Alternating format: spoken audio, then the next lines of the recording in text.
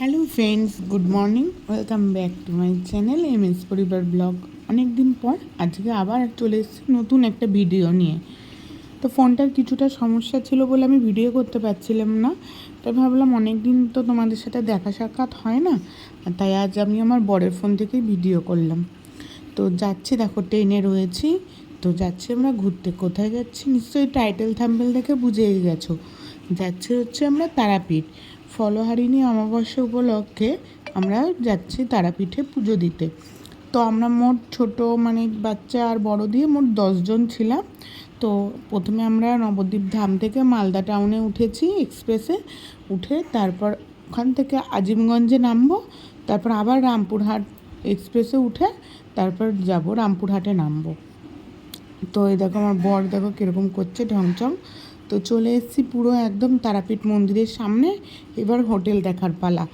এক হোটেল থেকে আরেক হোটেল, আরেক হোটেল থেকে আরেক হোটেল, এরকম ঘুরে ঘুরে তারপর লাস্ট আমাদের একটা হোটেল পছন্দ হয়। তো সেখানে গিয়ে স্নান টান করে চলে এসেছি আগে খেতে, কারণ প্রচণ্ড খিদে পেয়ে গেছে। আর চলে এসেছি পূজারিণী হোটেলে খেতে। তো এখানে সব খেতে বসেও পড়েছি যারা যারা আমরা এসেছি। তো 5টা 20 যেহেতু ট্রেন ছিল ভোরবেলা, তো ট্রেনে তো সেরকম কিছু খাওয়া হয় না। তো ভাতটা আগে খেয়ে নিয়েছি আমরা, এসেই 12টার মধ্যে ভাত খেয়ে নিয়েছি দুপুরের ভাতটা। তো দেখো ভেজ থালি নিয়েছি যেহেতু কালকে পুজো দেবো।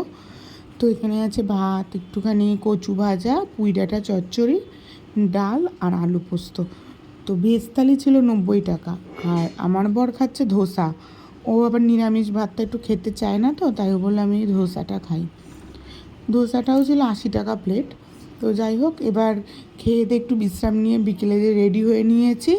আর দেখো কেমন হট করে কেন কালো কালো লাগছে গলঠোলাগুলো, সেটাই আমি ওকে বলছি।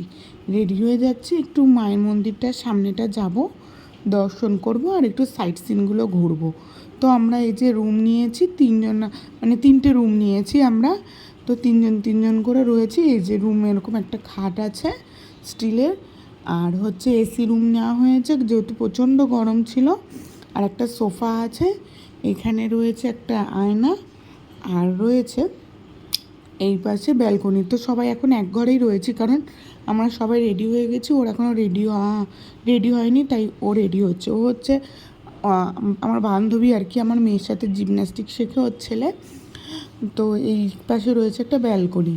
তো এবার দেখো রুম থেকে বেরিয়ে যাচ্ছি। তো এই দিকটায় রয়েছে লম্বা ব্যালকনি দিয়ে পরপর পরপর ঘর। আর এই যে এই রুমটা দেখছো, এই রুমটা নিয়েছি আমরা 312। আর সামনের দিকে রয়েছে লিফট। তো লিফট দিয়েও নামা ওঠা করা যাবে। তো আমরা যেহেতু 7 ফ্লোরে ঘর নিয়েছি, জন্য আর লিফট নিইনি।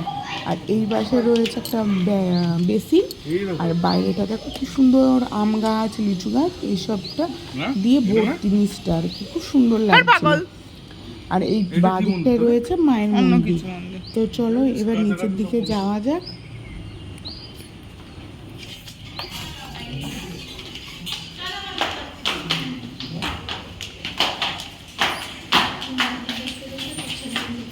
তো বন্ধুরা নিচে নেমে এসে এই যে আমরা রয়েছি ত্রিনয়নী হোটেলে। তো উল্টো দিকে রয়েছে ত্রিনয়নী অতিথিবাস, কিন্তু আমরা রয়েছি ত্রিনয়নী হোটেলে। তো এই যে এই গলিটা থেকে বেরোলেই একদম মায়ের মন্দির, খুব কাছেই। এই দেখো গলিটা থেকে বেরোনোর পর এই বাঁ দিকে রয়েছে মায়ের মন্দির।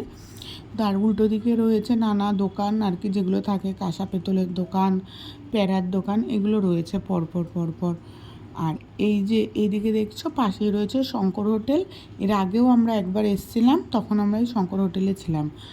আর এইদিকে রয়েছি এই যে আমার বান্ধবীর ছেলে, আর পেছনে রয়েছে বৌদি, আমাদের পাড়ায় বাড়ি, মানে শ্বশুরবাড়ির পাড়ায়। আর সামনে রয়েছে আমার বর আর দাদা, মানে এই বৌদির যে হাজব্যান্ড উনি, আর আমার ছেলে মেয়ে। তো আমরা আগে যাচ্ছি মায়ের মন্দিরে। তো চলে এসেছি প্রায় কাছাকাছি। তার আগে এখানে রয়েছে বামা নিকেতন, এখানে বামদেবের মূর্তি রয়েছে। তো ভাবলাম তোমাদের সাথে একটু শেয়ার করি। দেখো কি সুন্দর সাজিয়েছে, ভালো লাগছে না? যেহেতু অমাবস্যা, এর জন্যই মানে এত সুন্দর করে সাজিয়েছে। এইবার হচ্ছে চলে এসেছি পুরো মায়ের মন্দিরের সামনে। এই যে জয় মা তারা গেটটায় লেখা রয়েছে ফুল দিয়ে, বেশ ভালো লাগছে। তো এটা হচ্ছে অমাবস্যার আগের দিন বিকেলবেলা, মানে বুধবার দিনকে। বুধবার দিনকে তখন কটা বাজে, 4টে মতন বাজে। তো আর এইদিকে রয়েছে পরপর সব ফুলের দোকান আর প্যারার দোকান। তো এবার যাব আমরা মন্দিরের ভেতরে একটুখানি দেখতে, পান্ডাদের সাথে কথা বলতে। দেখো পাশে জুতো রাখার জায়গা আছে, সেখানে জুতো রেখে চলেও এসেছি।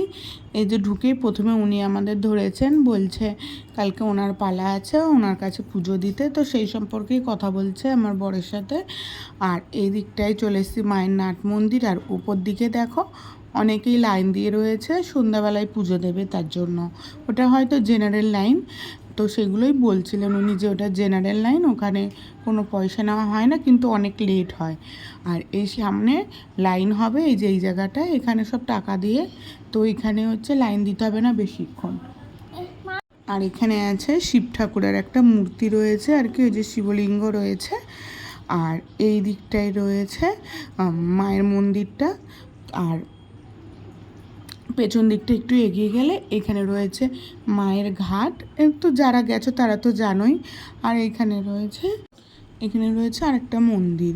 আর এই পাশেই জানো তো যজ্ঞ হচ্ছিল, ওটা পরে দেখাচ্ছি, যেহেতু বিকেলবেলায় অমাবস্যাটা লেগে গেছে। আর এর আগেও আমি গেছি একবার। এই যে এখানটায় দেখো যজ্ঞ হচ্ছে। তো যারা হচ্ছে তারাপীঠ ওই তান্ত্রিক ঠান্ত্রিক দিয়ে যজ্ঞ ঠোজ্ঞ করে, তারা হয়তো এখানেই করে। আর এখানে রয়েছে মায়ের যে ঘাট, সে ঘাটটা রয়েছে।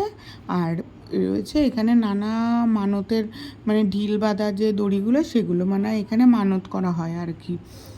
তো এর আগের বার যখন গেছিলাম তখন নর্মাল টাইমে গেছিলাম, এত ভিড় ছিল না, প্রচুর ভিড় ছিল। সেটা আমি কালকে যে ভিডিওটা দেবো সেটাতে দেখাবো পুজো দেওয়ার ভিডিওটা।